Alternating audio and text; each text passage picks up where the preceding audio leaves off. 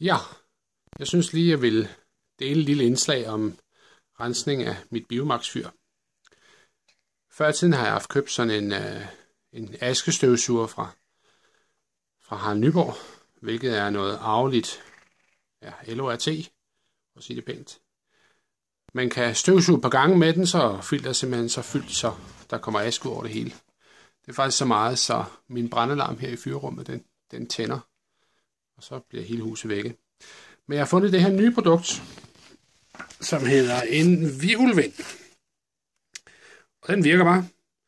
Det er sådan en slags filter, du sætter foran på støvsugeren, hvor man sætter sugestykket fra støvsugeren i her, og så suger den så igennem slangen her. Og den måde det virker på, er hvis vi tager toppen af her. Se, den har lige været brugt her.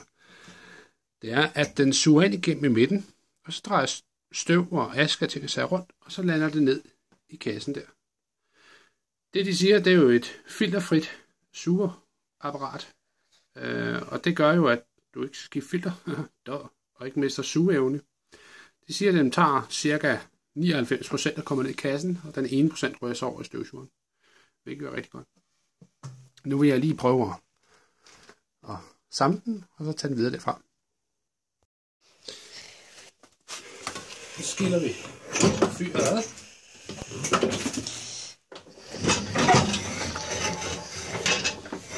Der var så ikke så meget aske i den her gang, fordi vi skulle bruge nye piller samtidig. Nu starter vi lige. Den her, den larmer nok lidt.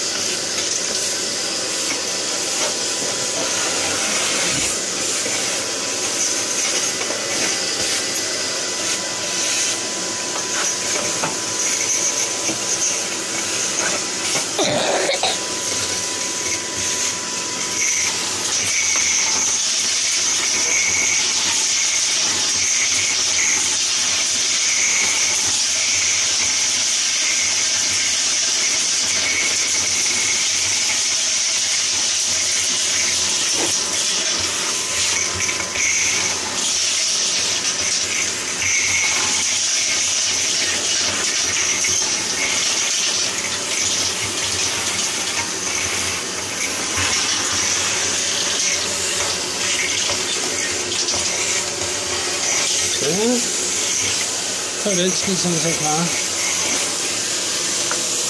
Så med at filme.